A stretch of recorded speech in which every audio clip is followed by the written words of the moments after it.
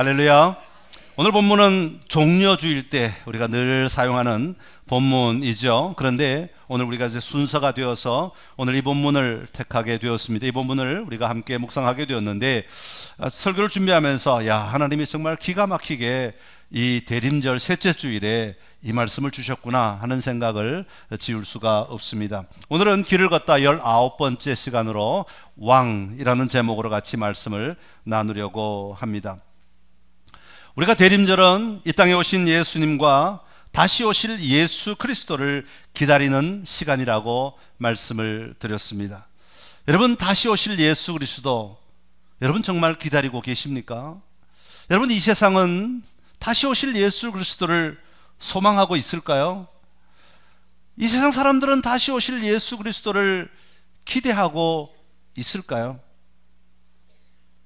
여러분, 오늘 우리가 살아가고 있는 이 시대는 다시 오실 예수 그리스도를 알려고도 하지 않고 그 예수님이 다시 오셔서 완전한 통치를 이루실 것을 믿지 않으려는 시대를 오늘 우리는 지금 살아가고 있습니다. 현대가 얼마나 빨리 바뀌는지요, 현대의 생각들이 얼마나 빨리 바뀌는지요, 그 생각들로 말미암아 우리의 삶이 얼마나 빨리 변화되고 있는지요. 사람들의 생각이 바뀌면서 하나님보다, 예수 그리스도보다, 다른 어떤 종교보다 내가 가장 중요하다고 말하는 시대가 되어가고 있습니다. 우리 한국의 무종교가 50%를 넘어갔다고 하죠. 아무것도 믿지 않겠다는 겁니다. 나 외에는 다른 어떤 것도 믿지 않겠다는 그런 시대를 지금 맞이하고 있는 겁니다. 이런 시대에는 예수님을 인정하지 않습니다. 이런 시대에는 하나님이 계시다는 것조차 인정하고 싶지 않은 것입니다. 다시 말하면 하나님과 상관없는 나의 삶을, 나의 나라를, 나의 생활들을 만들어가고 싶어 하는 것이 오늘 우리가 살아가고 있는 시대인 것이죠. 그러니까 다시 오실 예수 그리스도가 계신다는 것과 다시 오실 예수 그리스도께서 반드시 오신다는 것을 믿는다는 것은, 이것은 특별한 믿음이 아니면 우리가 믿을 수 없는 내용이 되어버리고 만 것입니다. 여러분, 오늘 이런 시대를 살아가는 오늘 우리에게 예수님의 다시 오심은 어떤 의미가 있을까? 우리가 어떻게 이 시대를 살아가야 할까? 오늘 예수님은 이 마가복음 11장을 통해서 우리에게, 이 대림절을 맞이한 우리들에게 다시 한번 이 대림절의 의미를 설명해 주고 있습니다. 오늘 본문은 성탄의 두 가지 중요한 의미를 우리에게 말해주고 있는데, 그것을 함께 나누면서 하나님의 은혜를 구하기를 원합니다. 오늘 마가복음은 제3막의 시작입니다. 마가복음은 첫째 막, 둘째 막, 3막이 있다고 말씀드렸는데, 갈릴리에서의 사역 제1막, 예루살렘을 향하여 가는 사역 제2막, 그리고 예루살렘에서의 사역이 제3막인데, 오늘은 드디어 1절에 보면 그들이 예루살렘에 가까이 와서 그렇게 말하고 있습니다. 예루살렘에 들어가시는 장면부터 3막이 시작되고 있는 거죠. 자, 오늘 본문을 이해하려면 유대인들이 가지고 있는 절기에 대한 이해를 좀 해야 됩니다. 유대인들이 여러 가지 절기가 있는데 특별히 3대 중요한 절기가 있습니다. 그 첫 번째가 뭐냐 하면 유월절이고요. 그리고 한 달 뒤에 칠칠절이 일어나고요. 그리고 한참 뒤에 초막절 절기가 있습니다. 우리나라로 하면 4월달, 5월달, 10월달, 4월달에는 유월절, 5월달에는 초막절, 칠칠절, 10월달에는 초막절, 이렇게 볼 수 있습니다. 이 순서는 하나님이 정하신 거예요. 이 절기는 하나님이 출애굽한 이스라엘 백성들을 위하여 하나님이 먼저 만들어 놓고 너희는 이 절기를 지켜라, 그렇게 말씀하신 거죠. 그러니까 하나님이 만들어 놓고 하나님이 지키라고 하신 절기가 이 중요한 세 가지 절기인데, 순서적으로도 굉장히 중요하고 유월절이 먼저 되어야 되고 초막절이 마지막에 와야 된다는 것도 의미가 있는 겁니다. 여러분, 유월절은 어떤 절기입니까? 이스라엘 백성들이 애굽의 노예로 살아갈 때 하나님께서 모세를 통하여서 그 백성들을 구원해내기 위하여 바로에게 가서 이야기합니다. 내 백성을 내보내라. 그랬더니 바로가 거절하지요. 내보내라. 그들이 광야에 가서 나를 예배할 것이니라. 그러나 바로가 거절합니다. 그때 하나님께서 모세를 통하여서 10가지 재앙을 내리시는데, 피, 개구리, 이 팔이 쭉 나가다가 10번째 재앙이 뭡니까? 장자의 죽음이죠. 죽음이 그 온 땅을 지나갈 때에 그 죽음이 지나가는 집마다 그 집에 사는 장자가 다 죽게 되어 있었습니다. 그러나 그곳에 유대인들도 함께 살고 있었는데 하나님은 유대인들에게 특별한 지시를 하십니다. 그것이 무엇입니까? 너희들이 어린 양을 잡아다가 그 피를 집 문설주에 발라라. 그리고 그 집 안에 들어가 있어라. 그렇게 말합니다. 그럴 때 죽음이 그 온 땅을 지나다니다가 피가 발려져 있는 집을 만나면 그 죽음이 그 집에 들어가서 죽음을 일으키지 아니하고 그 집을 통과하여 넘어간다. 그렇게 말하는 거죠. 패스 오버 한다. 그래서 그것을 유월절이라고 부르고 있는 겁니다. 죽음의 현장에서 생명을 건짐을 받게 되었다는 것이죠. 이게 오늘 우리 그리스도인들에게는 어떤 의미가 있습니까? 예수 그리스도께서 어린 양이 되어 주심으로 말미암아 예수 그리스도의 보혈로 말미암아 주홍 같던 내 죄가 깨끗하게 씻음을 받았고 죽을 수밖에 없는 우리가 생명을 얻었다라고 하는 의미가 이 유월절과 연결되어서 사용되고 있는 거죠. 그런 다음에 77절은 모세가 하나님으로부터 율법을 받은 것을 기념하여 지키는 절기가 바로 77절입니다. 그런 다음에 좀 넘어가서 이제 초막절이 되는데 이 초막절은 이스라엘 백성들이 애굽에서 나와서 그 아무것도 없는 광야에서 하나님의 인도하심과 하나님의 공급하심으로 말미암아 그들이 목마르지 아니하고 배고프지 아니하고 그 광야의 삶을 승리했다는 것을 기념하기 위해 지키는 절기가 바로 초막절인 것입니다. 그래서 초막절을 통하여서는 다시 오실 예수 그리스도를 소개하는 장면이 바로 이 초막절과 예수님과 연결되어 있다. 그렇게 말할 수 있습니다. 유대인들은 1년에 3차례씩 유월절, 77절, 초막절이 되면 성전에 가서 하나님께 제사를 드렸습니다. 그런데 포로 생활 이후에는 그들이 성전에 갈 수 없게 되었습니다. 그래서 멀리 바라보면서 하나님 앞에 예배를 드렸고 그 이후에는 1년에 한 번 정도 아니면 또 가까이 사는 사람들은 1년에 3차례, 멀리 있는 사람들은 최소한 1년에 한 번, 그것도 못하는 사람은 자기의 평생에 한 번이라도 성전에 가서 이 제사에 참여해야 하는 것이 그들의 소망이었고 그들의 간구였습니다. 여러분 얼마나 사모했겠습니까? 한 번이라도 내가 가서 하나님의 집에 가서 내가 하나님께 제사에 참여할 수 있다, 이 귀한 절기에 참여할 수 있다. 얼마나 놀라운 일입니까? 당시 예루살렘 인구는 예수님 당시 한 2만 5천 명 정도 된다고 합니다. 많지 않은 숫자죠. 2만 5천 명이 예루살렘 성 안에 살았는데 당시 순례객들의 유월절이나 77절은 그렇게 많은 사람들이 오지 않았고 유월절에 조금 사람들이 왔고 가장 많이 사람들이 성전을 찾았던 건 초막절입니다. 왜냐하면 유월절은 밀 추수가 끝나고 난 다음에 드리는 제사였고 초막절은 모든 과일을, 포도 과일을 다 추수하고 난 다음에 이제 농번기가 시작되는 때가 초막절 이후이기 때문에 사람들이 여유가 좀 생겼어요. 그래서 가장 많이 성전을 방문하는 때가 이 초막절 때입니다. 그러니까 보통 유월절이나 초막절 때 사람들이 한 10만 명에서 20만 명이 예루살렘을 향하여 몰려오는 거예요. 여러분 2만 5천 명밖에 안 사는 도시에 그 4배 내지 8배의 사람들이 몰려오면 그 도시가 어떻게 되겠습니까? 아마 어마어마한 난리가 나지 않겠습니까? 그래서 순례객들은 걸어서 그 예루살렘에 찾아와서 성전에 들어가서 하나님을 만나고 하나님께 전심을 다해 그들의 예배를 드리는 것, 이것이 그들의 간절한 소망이었고 그들의 삶이었다 하는 겁니다. 자, 이런 배경을 가지고 오늘 말씀을 보면 오늘 말씀이 좀 더 쉽게 이해가 됩니다. 오늘 말씀에는 두 가지 중요한 의미를 우리에게 이야기하고 있는데 첫 번째는 1절부터 6절까지고 두 번째는 7절부터 10절까지의 말씀을 통해서 우리에게 말씀하고 있습니다.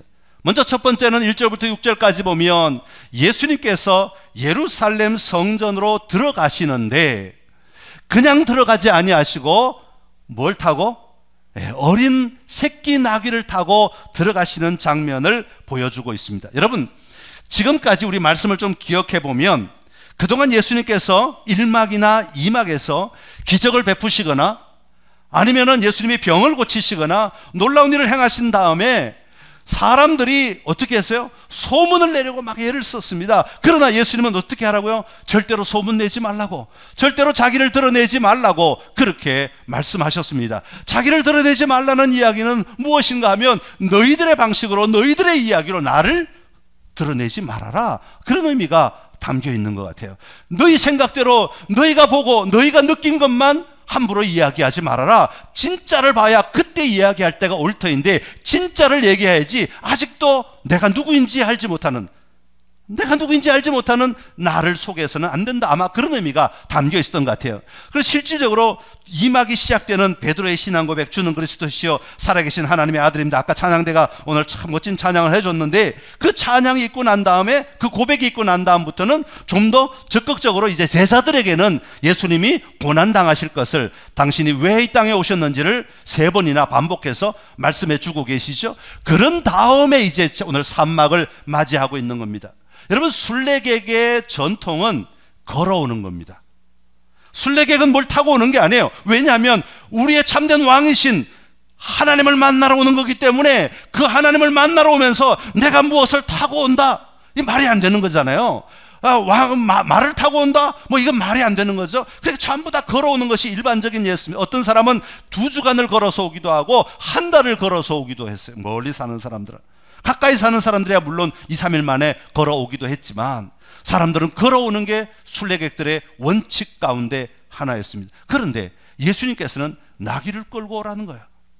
아직 아무도 타지 않은 나귀를 끌고 오라는 겁니다. 여러분, 여기에는 많은 의미가 담겨 있습니다. 나귀라고 하는 것은 구약시대 때 계속해서 보여주고 있는 것은 뭐냐 하면, 나귀는 유다 지파와 연결된 짐승이 나귀입니다. 창세기 49장에 보면 야곱이 유언을 할 때 유다 지파가 통치자가 될 것인데 나귀를 포도나무에 맬 것이다, 그렇게 예언하고 있습니다. 특별히 말은 전투적인 상징이라면 나귀는 평화의 상징이죠. 그래서 이 나귀는 왕가의 짐승이 될 것이라고 미리 예고되고 있고, 다윗의 아들 솔로몬이 왕위 즉위식을 할 때도 나귀를 타고 들어가는 장면을 볼 수 있습니다. 특별히 스가랴에서는 앞으로 오실 참된 왕이 나귀를 타고 올 것을 분명하게 예언하고 있죠. 스가랴 9장 9절의 말씀입니다. 같이 읽겠습니다. 시온에 따라 크게 기뻐할지어다, 예루살렘에 따라 즐거이 부를지어다. 보라, 내 왕이 내게 임하시나니 그는 공의로우시며 구원을 베푸시며 겸손하여서 나귀를 타시나니 나귀의 작은 것 곧 나귀 새끼니라. 아멘. 자, 여러분, 이런 지식들이 이미 유대인들 안에는 들어가 있는 거예요. 이미 나귀를 타고 누군가 나타난다고 하는 것은 이 유대인들의 마음속에는 메시아가 올 거다라고 하는 기대 속에서 그 장면을 봤을 때는 저분이 메시아인가 보다, 저분이 왕인가 보다 하는 것을 분명히 발견하게 되는 거죠. 그런데 오늘 예수님은 다른 사람들이 평가하는 왕의 개념이 아니라 예수님 스스로가 나귀를 끌고 와서 예수님 스스로가 그 나귀를 타시고 예루살렘으로 들어가심으로 말미암아 자신이 참된 왕이신 것을 예수님 스스로 선포하고 계시는 장면인 것입니다.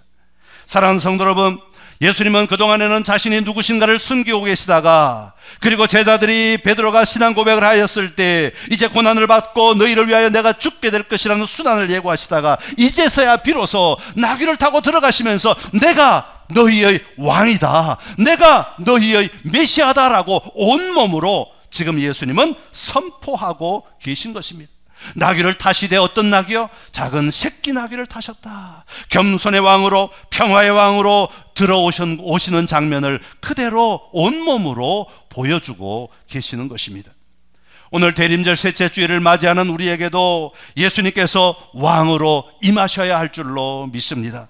여러분, 우리는 더 이상 성전에 가지 않아도 됩니다. 왜냐하면 예수 그리스도께서 성전이 되시고 예수님을 모신 우리가 바로 성전이 되었기 때문에 그렇습니다. 예수님께서 나귀를 타시고 우리에게로 들어오셔야 하는 겁니다. 우리가 예수님을 나의 주님으로 믿을 때 예수님이 나의 왕으로 들어오시는 것을 우리는 분명히 보고 고백하고 믿음으로 살아내야 하는 것입니다. 여러분의 성전된 삶의 자리에 오늘도 왕이신 예수님께서 임하셨음을 보시기를 간절히 기원합니다. 왕이라고 하는 말의 의미는 무엇입니까? 왕은 전적인 통치자입니다. 왕은 모든 것을 다스리시는 분이십니다. 왕은 모든 힘을 가지고, 모든 권력을 가지고, 모든 능력을 가지고 내 모든 삶을 주장하실 수 있는 분이 바로 왕이신 것입니다.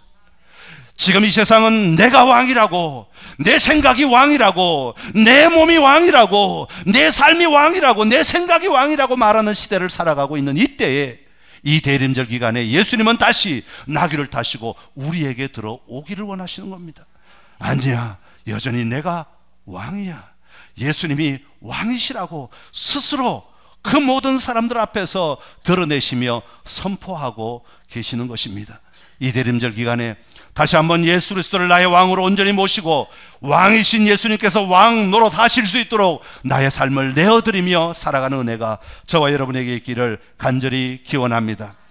두 번째로 7절부터 10절까지의 이야기는 백성들의 반응을 통하여 예수님이 누구신가를 선포하고 있습니다. 지금 순례객들이 예루살렘 성전으로 들어가고 있습니다. 자, 이때 이 순례객들은 세 가지 제사 가운데 어떤 제사를 드리기 위해 들어가고 있습니까? 유월절, 77절, 초막절. 어떤 제사를 드리러 가고 있죠? 자, 1번 유월절, 2번 77절, 3번 초막절. 유월절입니다. 예수님께서 유월절 식사를 하시기 위해 제자들과 함께 앉으셨죠. 이 장면 뒤에 일주일 뒤에 예수님이 십자가에 달려 돌아가시는 거잖아요. 그러니까 이게 지금 마지막 주간이죠. 예수님의 마지막 주간을 이 산막에서 보여주고 있는 거잖아요. 그러니까 예수님은 지금 유월절 잔치를 하러 들어가시는 거예요. 최후의 만찬, 유월절 만찬입니다. 예수님께서 유월절 만찬, 유월절을 행사하기 위해, 지내기 위해 예루살렘으로 들어가고 계시는 중이에요. 그런데 그 당시 나귀를 타고 들어가는 예수님을 향하여 반응하는 백성들의 모습은 유월절 때 할 수 있는 모습이 아니라 언제 하는 모습인가 하면 초막절 절기 때 하는 모습을 보여주고 있는 겁니다. 그러니까 원래 초막절은 광야 40년을 기념하기 위해 지키는 절기가 초막절이라고 말씀을 드렸죠.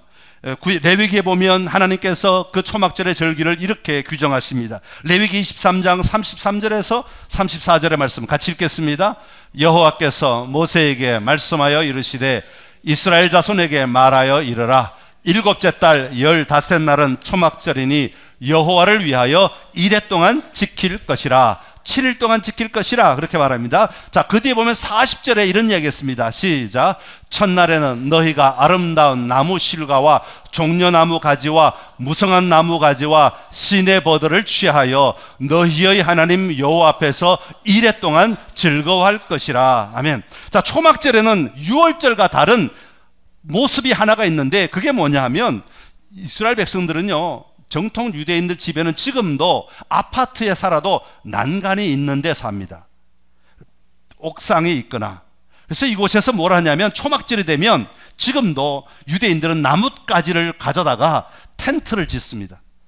그리고 지붕을 나뭇가지로 씌우는데 지붕을 다 씌우지 않고 이렇게 틈을 만들어 놓고 딱 누웠을 때 밤에 별이 3개 보일 정도로 벌려놓고 그리고 거기서 일주일을 지냅니다. 뭘 즐기기 위해서? 초막절을 즐기기 위해서. 왜 이렇게 나무가지로 하고 하늘을 바라보면서 그 밤을 보내겠습니까? 온 가족들이. 하나님께서, 우리 하나님께서 우리가 광야에서 지낼 때, 광야 40년을 헤맬 때에도 목마르지 아니하고 배고프지 아니하고 우리를 건져주셔서 여기까지 옮겨 놓으셨다. 우리 하나님은 그런 하나님이다. 이걸 기념하기 위해서, 기억하기 위해서 초막절을 지내는 겁니다. 그러니까 초막절의 생명은 물입니다. 물. 내 배에서 생수의 강이 흘러나리라. 큰 날에 이런 말이 나오죠. 예수님께 요한복음에 보면 이게 전부 다 초막절과 연결되는 말씀들인데요. 물입니다. 제사 마지막 날 제사 때 제사장 대제사장이 제물을 부를 때 마지막에는 물을 붓습니다. 물을 붓고 드리는 제사를 드리게 되는데 이 큰 구원의 날, 지금 1회를 지낼지니라 그랬잖아요. 7째 날 말고 마지막 8일째, 그것이 끝나고 나면 8일째 다시 안식일에 오면 그날 큰 제사를 드리게 되는데, 이 제사가 굉장히 중요한 제사입니다.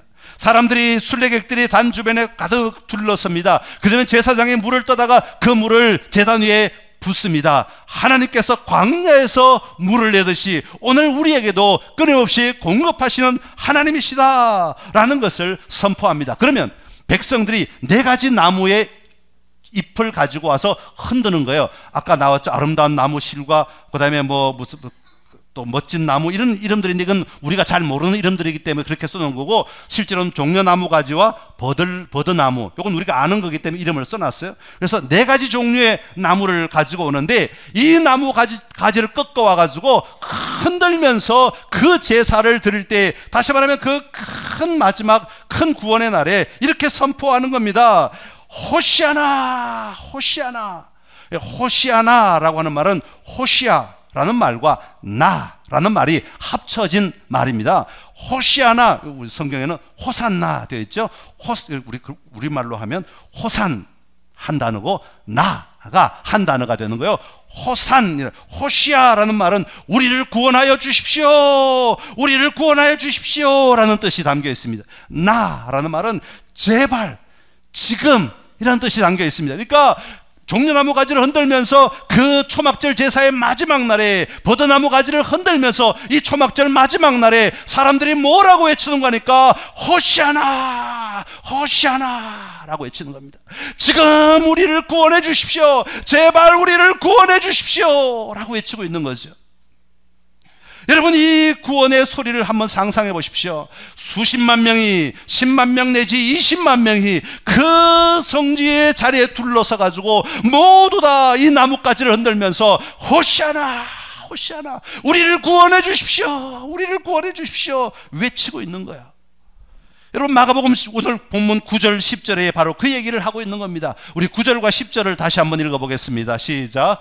앞에서 가고 뒤에서 따르는 자들이 소리 지르되 호산나 찬송하리로다, 주의 이름으로 오시는 이여 찬송하리로다, 오는 우리 조상 다윗의 나라여 가장 높은 곳에서 호산나 하더라. 아멘. 지금 유월절 제사를 드리러 가는 사람들이 나귀 타신 예수님을 보자마자 갑자기 그들의 삶이, 그들의 태도가 바뀌어져 버렸습니다. 어디서 구했는지 종려나무 가지를 꺾었습니다. 버드나무 가지를 꺾었습니다. 여러분, 종려나무 가지와 버드나무, 거기 나오는 4가지 나무들은 물이 많이 필요한 나무들이라고 합니다. 다른 나무들은 사막이니까 선인장과는 물이 조금만 있어도 자라는데, 이 4가지 나무는 물이 절대적으로 필요한 나무였다고 합니다. 그러니까 이 물을 부음으로 말미암아, 이 물로 말미암아 살아난 나무들, 물로 말미암아 자라난 나무들을 꺾어서 하나님께 외치는 겁니다. 우리를 구원하여 주십시오, 우리를 구원하여 주십시오. 하나님의 나라가, 하나님의 통치가 다윗 계통을 통하여 임하게 될 것을 선포하면서 기대하는 간절한 소망을 지금 외치고 있는 겁니다. 호시아나, 호시아나. 사랑하는 성도 여러분, 여러분, 오늘 예수 그리스도께서 우리에게 왕으로 들어오시는 이때에 여러분은 호시아나, 호시아나, 아니 호산나, 호산나, 여러분 마음껏 하나님 앞에 외치고 계십니까? 주여 우리를 구원하여 주십시오, 주여 우리를 구원하여 주십시오, 제발 우리를 구원하여 주십시오, 제발 우리를 구원하여 주십시오. 여러분, 하나님 앞에 이 외침을 하고 계신가 하는 것입니다. 당시 유대인들은 나귀 타고 가시는 예수님을 바라보며 우리를 구원하여 주십시오, 우리를 구원하여 주십시오 외쳤던 것처럼, 내 안에 왕으로 임하신 그 예수님을 바라보면서, 내 안에 왕으로 통치하시는 그 주님을 바라보면서 우리가 예수 믿는 구원 말고 우리가 영원한 삶의 자리에 들어가게 되는 그 마지막 구원의 순간을 기대하고 살아가고 있는가 하는 것입니다. 주님, 우리가 주의 구원에 영원히 들어가기를 원합니다. 주의 구원을 영원히 누리기를 원합니다. 주의 구원에 영원한 삶을 살아가기를 원합니다. 주여 나를 구원하여 주십시오, 주여 나를 구원하여 주십시오. 이것이 성탄을 맞이하고 있는 오늘 우리들이 외쳐야 할 믿음의 고백인 것입니다. 그저 즐거운 시간, 그저 감사하는 시간, 그저 축제의 시간으로 보낼 것이 아니라 마지막 그날이 속히 오기를 바라는 마음으로, 주여 어서 오시옵소서, 주여 속히 오시옵소서, 그래서 나를 구원하여 주시옵소서, 이 외침이 오늘 우리에게 있어야 하는 겁니다. 이게 바로 큰 구원의 날에 외쳤던 외침인 것이죠. 사랑하는 성도 여러분, 이 성탄의 계절을 통하여서 다시 한번 예수님이 성전인 여러분 안에 왕으로 좌정하시기를 원하고, 그 왕을 향하여 주님 완전한 통치, 완전한 구원 속히 임하여 주옵소서, 사모하며 살아가는 은혜가 저와 여러분에게 있기를 간절히 기원합니다. 기도하겠습니다. 참 좋으신 우리 하나님 아버지, 오늘 우리의 삶의 자리에 왕으로 임하여 주신 주님을 찬양합니다. 주님께서 왕으로 오셨을 때 아버지, 우리가 참으로 우리의 모든 삶을 내어드리고 맡겨드려야 할 터인데, 여전히 내가 왕이 되고 내가 통치자 되어 살아갈 때가 얼마나 많이 있는지 모릅니다. 주님, 우리를 긍휼히 여겨 주시옵시고 왕으로서 온전한 통치가 나에게 임하게 하여 주옵소서. 주님, 내 안에 임하신 주님을 바라보며 주님만이 전부이고 주님만이 완전하시고 주님만이 구원이심을 분명히 바라보며 나를 구원하여 달라고 하는 이 구원의 간절함을 가지고 살아가는 저희들 되게 하여 주시옵소서. 예수님의 이름으로 기도드리옵나이다. 아멘.